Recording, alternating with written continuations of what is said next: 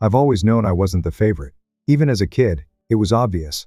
Liam, my younger brother, could crash a bike into my science project, and somehow I'd be the one scolded for leaving it in his way. If I got an A, it was expected. If Liam passed with a C, it was celebrated like he'd cured cancer, so I stopped trying to impress them a long time ago. Instead, I set my sights on something bigger, getting into a top business school and leaving that house behind for good. Not because I hated them, okay, maybe a little, but because I needed air, space, a life that wasn't overshadowed by someone who couldn't stand my success simply because he couldn't match it. That's where Stanford came in. It was my dream school, not just because of its name, but because it felt like the ultimate reset button, somewhere far away, filled with ambition and people who wouldn't see me as just Liam's older brother. I didn't tell my parents when I applied. I didn't want to hear another passive-aggressive comment like, "Don't get your hopes up," or "That's a bit of a reach, isn't it?" Instead, I stayed up late after homework, polishing my essays, triple-checking my resume, and submitting everything myself. I didn't even tell Liam. Especially not him. I was careful, but not perfect. I used an old email I had connected to my dad's laptop back from before I got my own. I hadn't thought much of it. Rookie mistake. Weeks passed. Other schools started rolling in with acceptances: NYU, Michigan, Berkeley. It was amazing. But I kept waiting on Stanford, and waiting, and waiting. My friends were getting replies, some rejections, some interviews, but I hadn't heard a word. No email, no letter, not even a rejection. It didn't make sense. At first, I thought maybe I messed up the application. Maybe I missed a form or something. So I logged into the portal. Nothing. Not a pending. Not a decision made. Just blank. I checked every email folder I had. Spam, trash, promotions, still nothing. So I did what I never thought I'd have to do. I called the admissions office. I was nervous, sure, but I figured it had to be a glitch or some technical issue. Instead, I got hit with the words that changed everything. Your application was withdrawn via email. A few days after submission. I swear, I stopped breathing for a second. Withdrawn? No. No way. I didn't do that. I told them there had to be a mistake. I explained I'd spent months working on that application.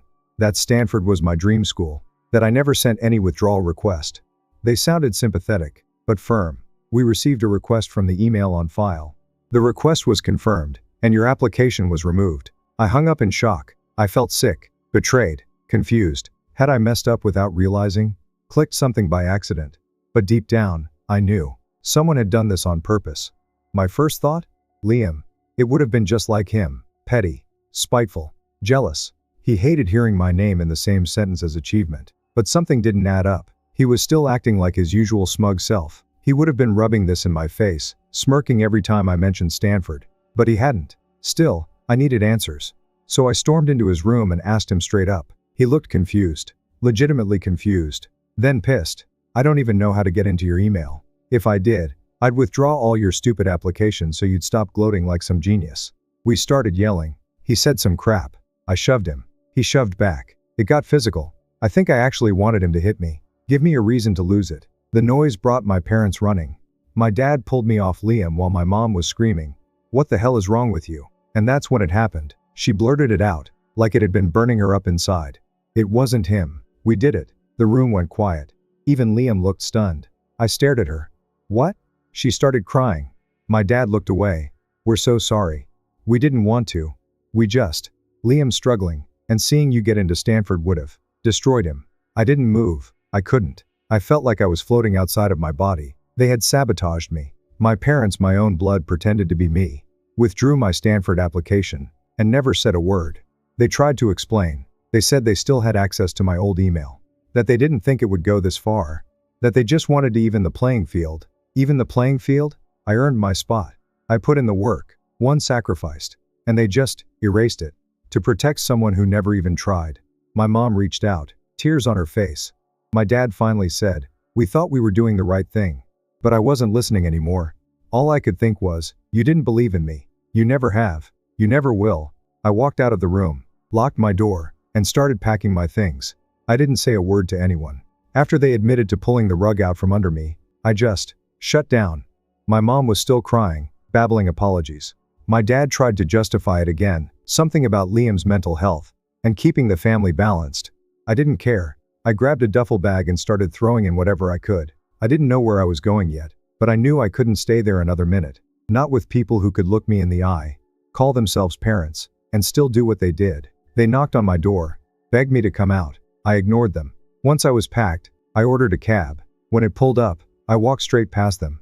My dad reached out to stop me, but I flinched away. My mom was pleading, Liam standing behind her looking like he'd seen a ghost. I didn't say goodbye. I went to the only place I could think of, my grandparents' house.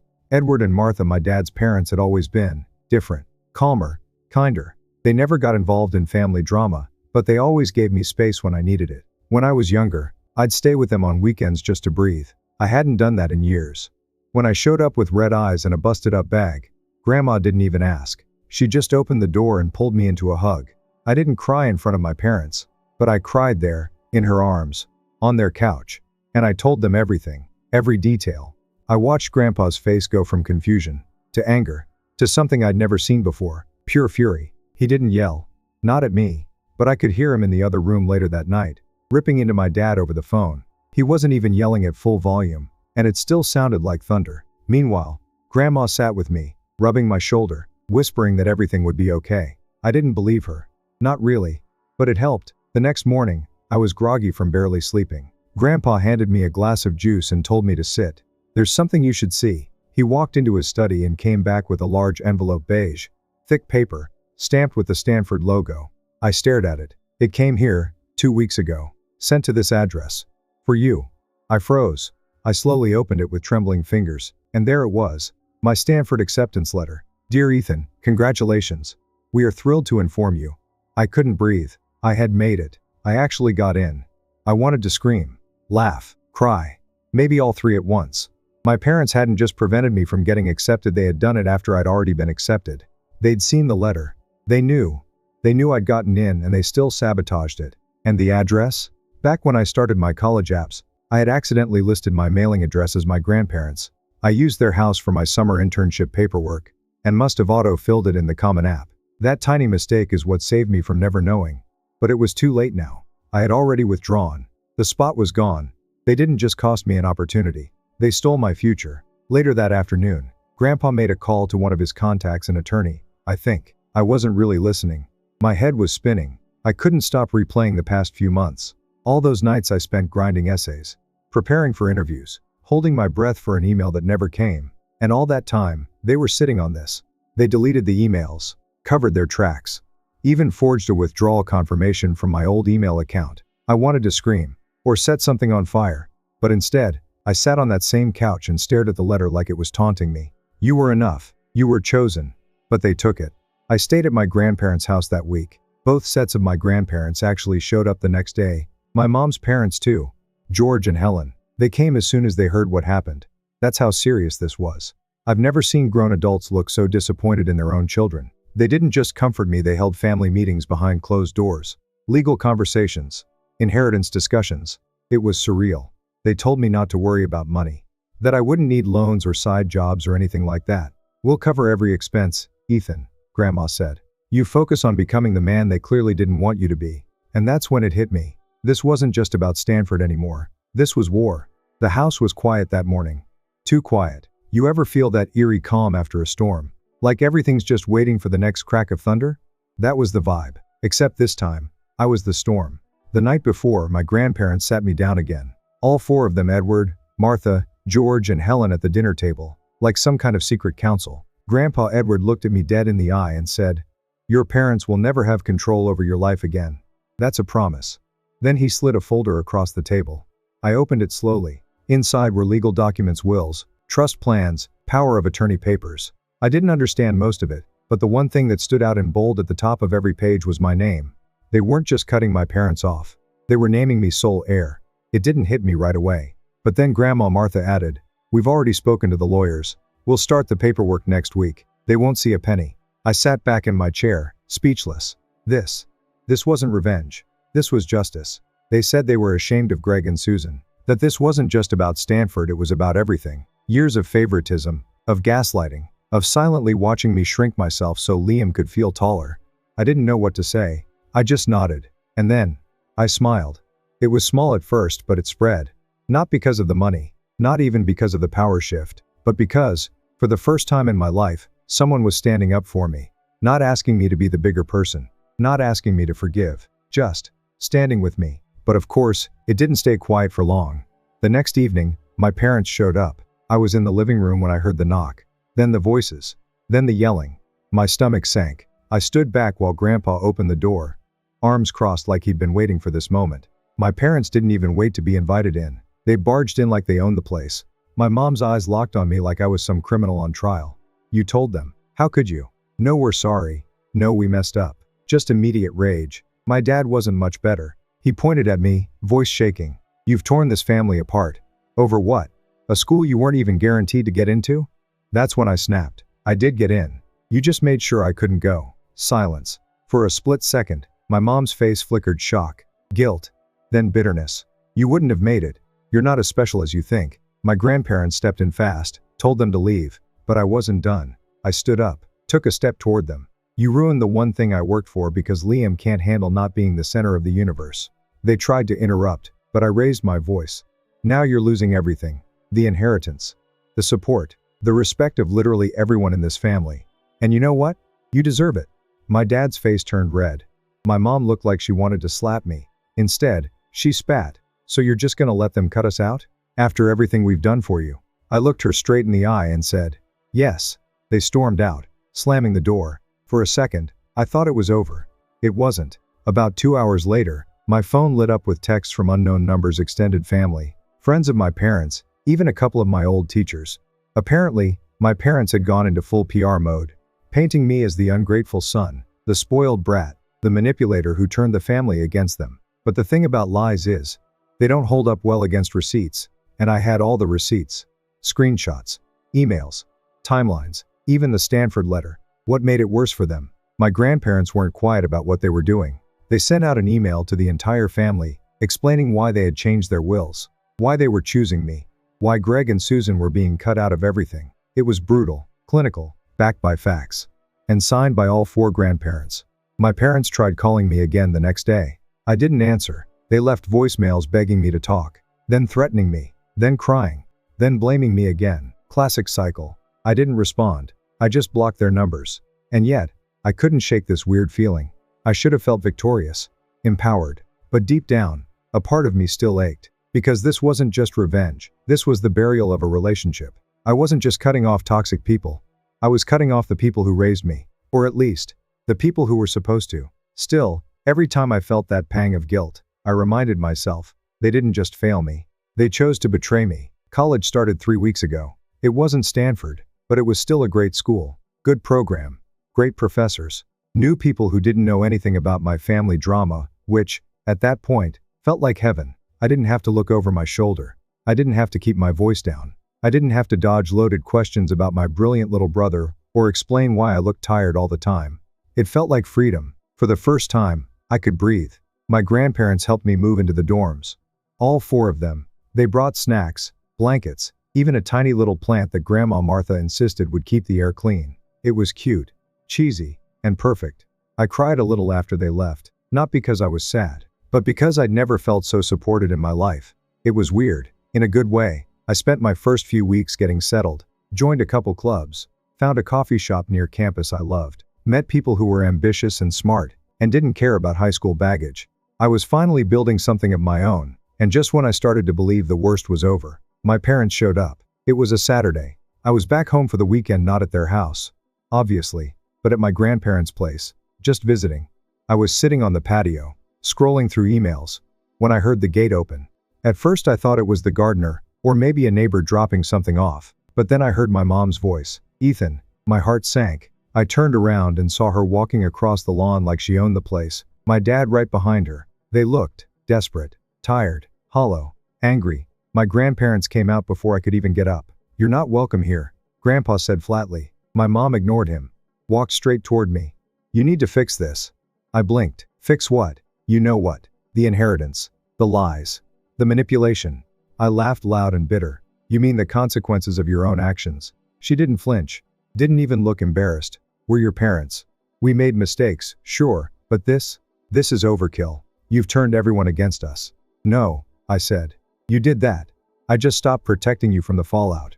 Then came the insults. Greg stepped forward and, in the calmest voice I've ever heard him use, said, "You know, we always knew you were selfish. But this proves it."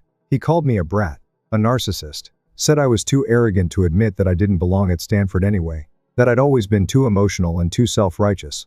He said Liam was the one who'd actually make it, because he was resilient, unlike me who ran away over one small setback. That did it.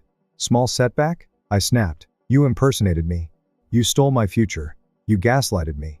And now you're pissed because you lost the money you thought you were entitled to? They tried to talk over me, but I didn't stop. I didn't cut you out of anything. You did that yourselves. I just finally let the world see who you really are.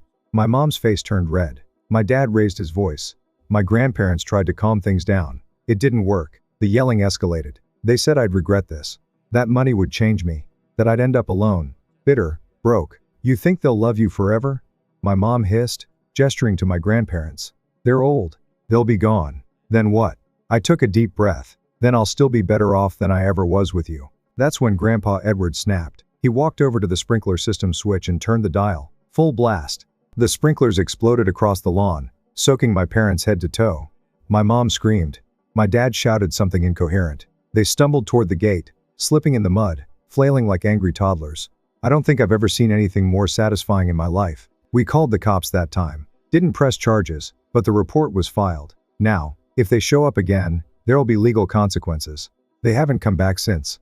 Afterward, I sat in the kitchen with Grandma Helen. She handed me tea and said something I'll never forget. You didn't destroy this family, Ethan. You just stopped pretending it wasn't already broken. I nodded. I didn't have the words to respond. But she was right. I didn't start the fire. I just refused to keep putting it out. The next morning, I went back to campus. A few of my friends noticed I seemed tired. I told them my parents had tried to reconnect. They didn't push for details. I appreciated that. One of them asked me if I ever felt bad. I told the truth. Sometimes. But mostly, I just feel free. Life started to feel normal again. Classes were in full swing. I had study groups, new friends, late-night coffee runs. For the first time in a long time, I felt like I was actually becoming someone I liked. I wasn't just the smart older brother or the quiet one. I was Ethan.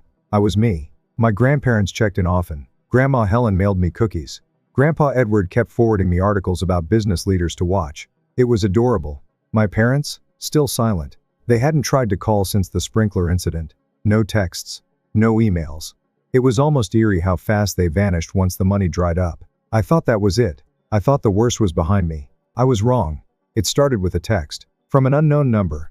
Thought you might want to see this. And attached was a screenshot. It was an email forwarded from my old email account. The one my parents used to sabotage me.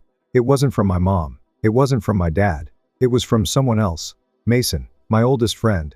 I stared at that name for what felt like hours. Mason and I had known each other since elementary school. We used to bike around the neighborhood until the streetlights came on. He was the one who helped me get into debate, who stayed up with me the night before SATs. He even read my Stanford essays. I trusted him. And now, here it was. An email from Mason to Stanford, using my old account, requesting my application be withdrawn. I felt sick. I didn't want to believe it. I called the number back. He picked up. Ethan. His voice cracked. I didn't want to do it. Man. They made me. What do you mean they made you? I asked. He took a breath. Then it all came out. A few weeks after I submitted my Stanford app, my dad showed up at Mason's house. Apparently, Greg had remembered that Mason once helped me set up that backup email years ago. When we were working on a coding project together, he offered Mason money. Not a bribe, exactly more like a favor with benefits. Ethan's future isn't the only one that matters, he'd said. Liam deserves a shot too. Help us balance things out. They convinced Mason that I'd be fine, that I'd get into other schools, that Stanford wasn't realistic for me anyway. And Mason, stupid, scared, spineless, went along with it. He logged into my account and sent the withdrawal email. Then he deleted it. He even covered his tracks, so it looked like it came from my home IP. They planned it all. I didn't say a word, just hung up. My ears were ringing. My heart felt like it was beating out of sync. I didn't cry. I didn't scream. I just sat. Because somehow, this betrayal cut deeper than what my parents did. They were predictable. I expected them to disappoint me. But Mason? Mason knew what Stanford meant to me. He knew how hard I worked. He read the essay where I talked about feeling invisible in my own home. And he still did it. I forwarded everything to my grandparents. They were stunned, furious, hurt. Grandpa Edward called his lawyer immediately. We're adding this to the case, he said. They crossed a line. I didn't even know there was a case, but apparently, they were quietly building one tracking the inheritance changes, the forged emails, the potential fraud, and now Mason was part of it. The next day, I went to campus counseling. Not because I was breaking down, but because I didn't want to. I needed someone to talk to who wasn't involved. Someone who wouldn't give me a side eye or a solution or a lecture. Just space to breathe. The counselor was great. She listened. She nodded. She didn't ask me to forgive anyone. She just said, "What they did to you. That wasn't love. It was control dressed up as care." That line stuck with me. A week later, I got an email from Stanford. Not from admissions. From the dean's office. Apparently, the legal inquiries from my grandfather's lawyer had made it up the chain. They wanted to talk, to understand the situation fully. I don't know what will come of it. Maybe nothing. Maybe just an apology. Maybe a transfer opportunity? I'm not getting my hopes up. But for the first time, I don't feel like the victim anymore. I feel like someone who's rising. I blocked Mason's number, deleted our old photos, grieved the friendship like a funeral, not with tears but with silence, because that's what betrayal deserves. 2 months had passed since the last time I heard my parents' voices. I was back on campus, locked into my routine classes, study groups, long nights in the library. It was quiet, peaceful, even. No more unexpected calls. No more screaming matches. No more Mason. It was like life had finally clicked into place. But healing isn't always linear. Some nights, I'd still replay conversations in my head. My mom saying I wasn't that special. My dad calling me selfish. Mason's voice, cracking over the phone like he wanted to be the victim in his own betrayal. It didn't keep me up at night, but it lingered, like smoke from a fire that had finally burned out. One weekend, I went home again to my home. Grandpa Edward had just finished building out his study. He wanted my opinion on some furniture, which, in reality, was just code for, "Come visit your old man before he buys an ugly chair." I walked in and smiled. The room was classic him dark wood, clean lines, leather everything, but it wasn't the desk that caught my eye. It was what was on it. A sealed envelope, aged and yellowed, addressed to Ethan, handwritten. Old school cursive, my full name on the front. Grandpa saw me staring. That came from the attic. Found it while moving some of the old boxes. "It's from your other grandfather, George. From years ago." I picked it up slowly. My hand started to shake. "He wrote that when you were 10. After something happened with your parents. We didn't know if we should give it to you back then." I opened it. Inside was a single-page letter. It started gently. "Ethan, if you're reading this, then you've probably come to understand that the people closest to us can sometimes do us the most harm." He talked about my parents, their history, their patterns, about how Susan, my mother, had always been insecure, not just with her parenting, but with herself, how she grew up in a family that measured love in accomplishments, and how that pressure got passed down to me like an unwanted heirloom. He talked about Greg, my father, who never knew how to love without controlling, who saw failure as weakness and success as a threat when it didn't come from him. And then, he said this: "You are going to become everything they fear, someone who thrives without them.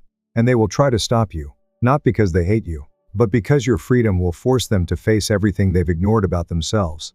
I had to sit down. Because it wasn't just a letter, it was a prophecy. By the time I finished reading, I felt something break inside me. Not pain, not sadness. Just release. Everything made sense now. The manipulation, the sabotage, the guilt tripping, the need to control every part of my life while pretending it was love. They weren't trying to protect Liam. They were trying to protect the illusion that they weren't the problem. The next day, I took the letter back to campus. I taped it inside the cover of my notebook, not because I needed a reminder of the past, but because it helped me write my future. Weeks passed. Fall turned to winter. One afternoon, my grandparents showed up unexpectedly. We had coffee on the quad. Grandpa brought his usual newspaper clippings. Grandma brought homemade banana bread. Then they handed me a folder. Inside was everything. The trust documents, finalized. The inheritance now fully in my name. The house. The investments. A college fund bigger than I'd ever imagined. I stared at them. "Why now?" I asked. Grandpa smiled. "Because you're ready. You didn't let the bitterness win. You made it through hell and didn't become part of it." Later that night, I got one last email. From Liam. "They're fighting a lot now. I think it's about money. Mom cries more than she yells now. Just thought you should know. No apology. No asking for help. Just an observation." I stared at the screen for a long time. Then I closed the laptop and never replied. So here I am. A kid who was never supposed to make it out of that house. A son who was never supposed to be more than a shadow in the corner of someone else's spotlight. A friend who lost his closest ally to ambition and greed.